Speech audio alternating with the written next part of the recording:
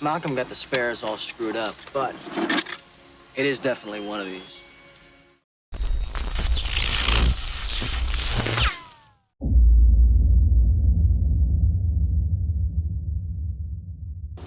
Afternoon garage. Today we're going to look at the engine and probably put the whole thing together. Hopefully want to have the whole thing together by the end of the episode. So that's the goal. And last week we left off with the alternator and kind of got everything powder coated. Valve covers turned out really good.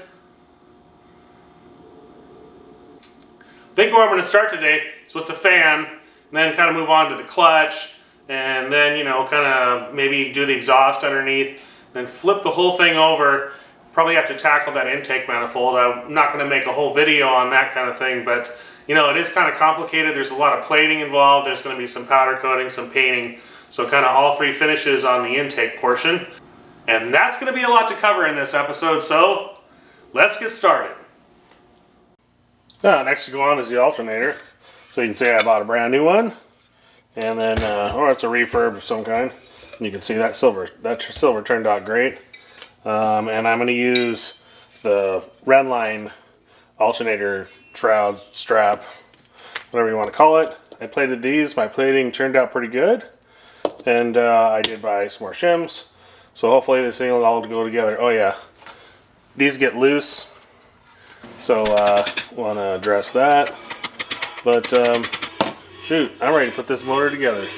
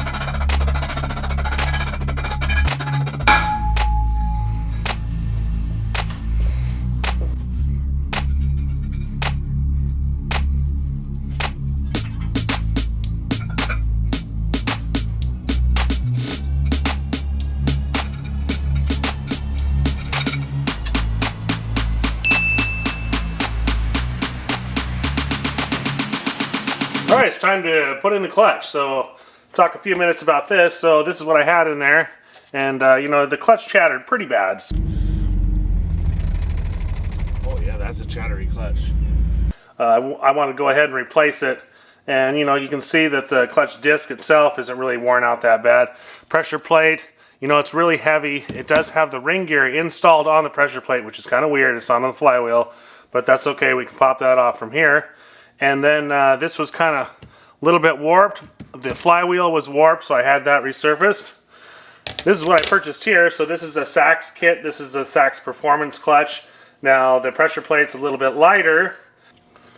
Here, let's do this. Take the ring gear off of this, and we'll put the pressure plate and the clutch friction disc on a scale, and we'll weigh them both and see what the difference is.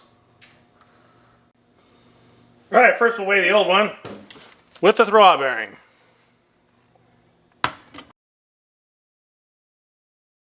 Looks like we got 13.11 pounds.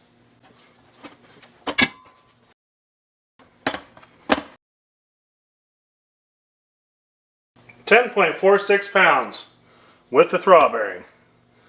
It's about 2.5 pounds, almost 3 pounds less. That was kind of interesting, wasn't it? So now we're going to move on and kind of put these together. One thing I need to do is put the throwout bearing on. And so it includes these parts. This is a spacer, some kind of a spring washer, some kind of a lock to guide the snap ring in the rear. So we have the same kind of thing on this pressure plate here that I've already taken off. Let's look at that video to see how it was assembled and, you know, put it back together the way this one was.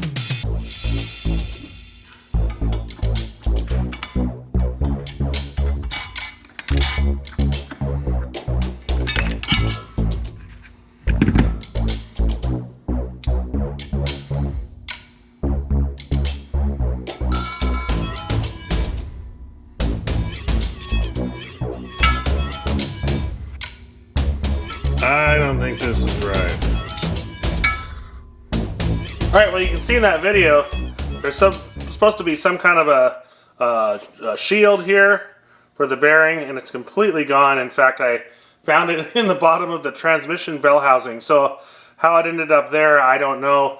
But what was going on here was this spacer was here for some reason, and then, or the spring washer rather, and then this was, spacer was on top of there. And it was mounted to the pressure plate like that.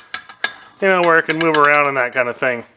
And, you know, I really kind of doubted that's how it was supposed to be. In fact, I remember seeing another person's video where, you know, there was kind of some question as to which order to put these in.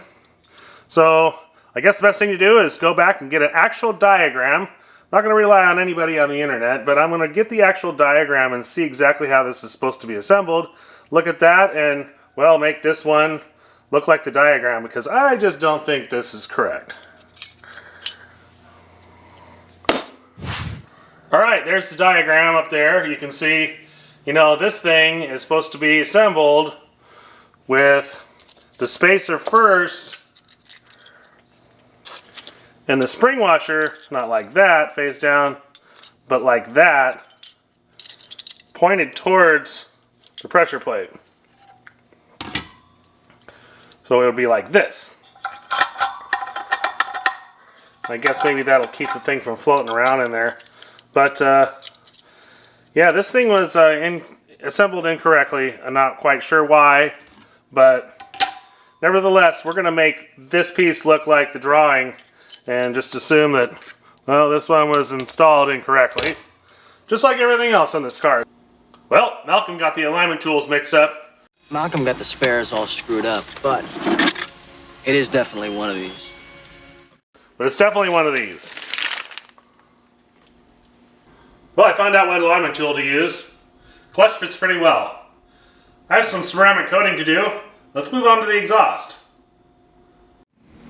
Okay, here's some of the parts I'm going to ceramic coat. Of course, these parts are going to get really hot, like this one here. You know, it's direct on the exhaust. So I bought this, and this is a product called Cerakote. It's a C-series coating, is what they call it. So this is a ceramic coat, and boy, this stuff really settles quickly. So when you put it in the gun, you almost have to shake it up and then spray it immediately because it settles, so there's no suspension of the solids in here whatsoever. Anyway, these parts should be good to 1800 degrees by the time I'm done, and look pretty good. So hopefully it'll dry to like a matte silver finish. Well, let's see what I get.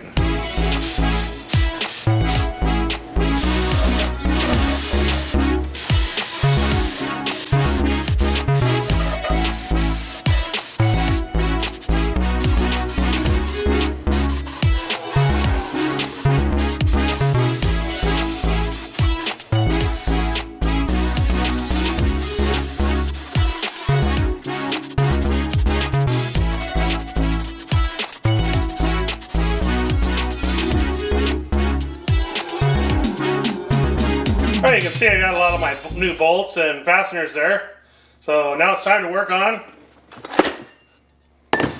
this wastegate here.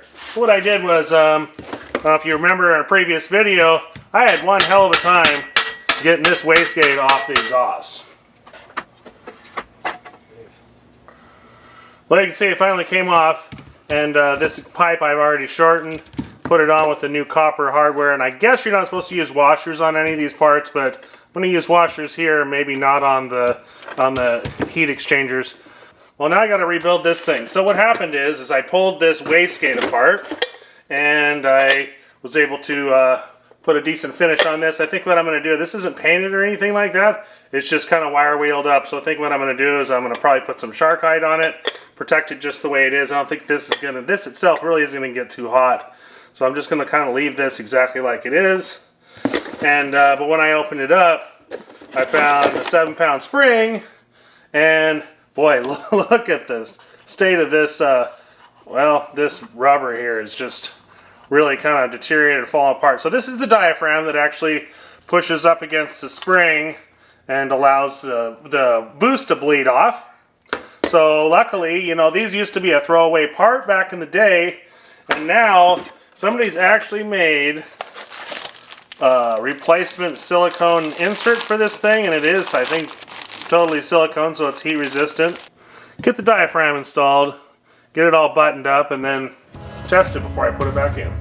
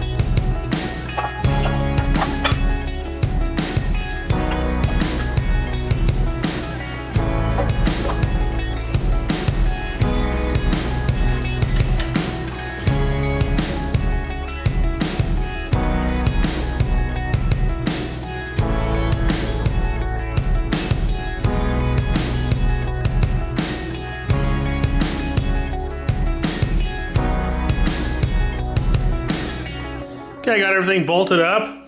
I got my hot air return tubes on there, got my heat exchangers installed, got all the proper nuts and hardware on there. Took me about, well, maybe about 2 days to align that turbo to get it to where the oil return line actually fit correctly.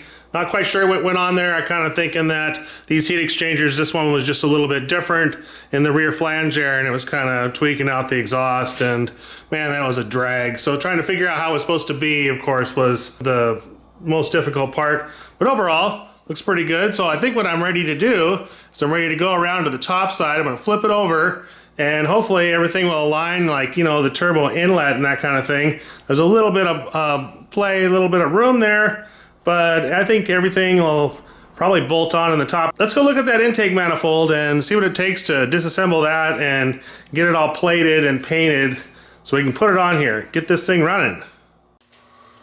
All right, here's this overly complicated intake manifold. Well, since it's CIS, you know, continuous injection, you know, it's going to be a little more complicated because, you know, you have the warm-up regulator and everything associated with making these German engines work. But, you know, this isn't even the whole entire thing. There's actually another part that goes over the thing over right here. So, you know, I kind of partially disassembled it so I could see what the hell was going on here. And, man, there's a lot of parts. So I think what I'm going to do is just kind of run the video camera over it. There's lots and lots of fasteners to be plated. I want to paint this down here. And there's some studs I needed to extract and got that done. So for the fuel distributor, I'm probably just going to take and maybe flush some fuel through it, that kind of thing. You know, nothing really major as far as that goes. You know, clean the throttle body up and, you know, make sure the diaphragms work and that kind of thing. But, man, what an overly complicated thing.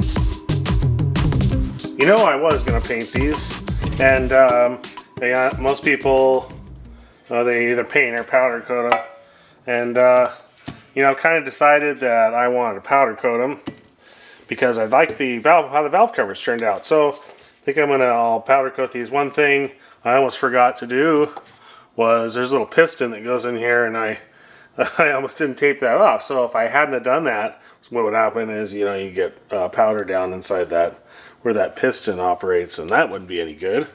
This tape really sucks. It doesn't work. It doesn't stick for very long, just long enough for you to basically shoot powder on it. So probably what I ended up having to do was preheat the oven and then run a cycle and then cool them back down and then tape them up and then put them back in there at 400. But this is going to be about the limit of my oven, so I'll see if I can get it in there without banging powder off it. That thing's barely gonna fit in there.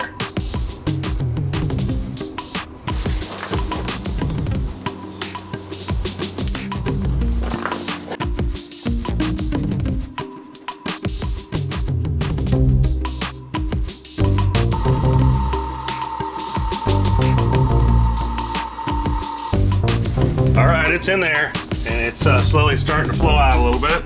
So yeah, 20 minutes.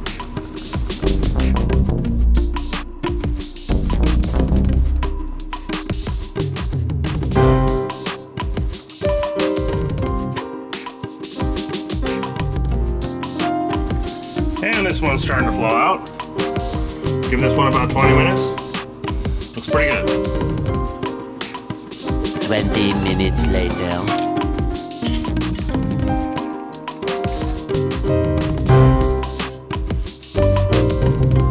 Okay, this is kind of what it turned out like. You can see I did a lot of plating here. Plated, you know, all the banjo bolts and, you know, all the hardware and clamps and that kind of thing. Everything turned out really good. And, you know, the second part of that's right here. And I had to get a new boost sender. But the other one was completely open. But after rebuilding all this, looks pretty good. Ready to go back in.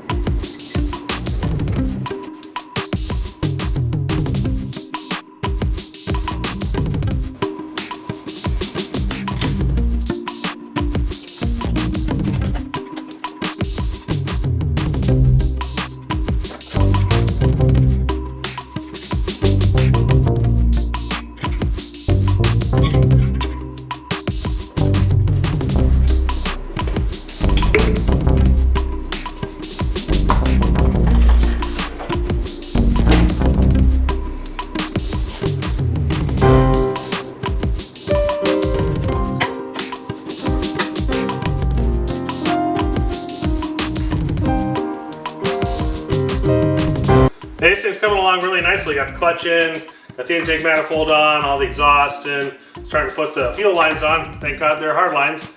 And I was just kind of looking at how I'm going to hoist this thing up off here. And looking at this is the hook for that. And there's really no real other way to, other than slinging. I really don't want to do that, you know, because I don't want to destroy my tins or anything. There's also a crossover oil line I need to put in, you know, which goes over to the oil tank there. And really just don't see any way to, you know, engage this hook there and lift this up in the engine hoist without putting a lot of stress on the fuel injection parts here. So I think what I'm going to do is probably going to take this all off, those two pieces of this intake manifold, and take the fuel lines off and just kind of leave it. You know, I'll hook the alternator up and a lot of the electrical and that kind of thing, and maybe just leave it.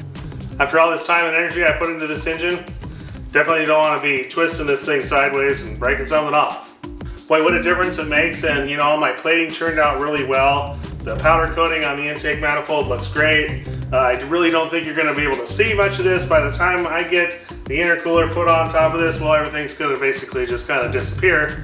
But that's okay because, hey, I know it's all done, been all gone through. Most of the rubber's been replaced, and that looks like $1 million. If you got something from this, please give me a like, and if you like this kind of content, please subscribe, and well, next time we're going to be doing something completely different. Thanks for watching.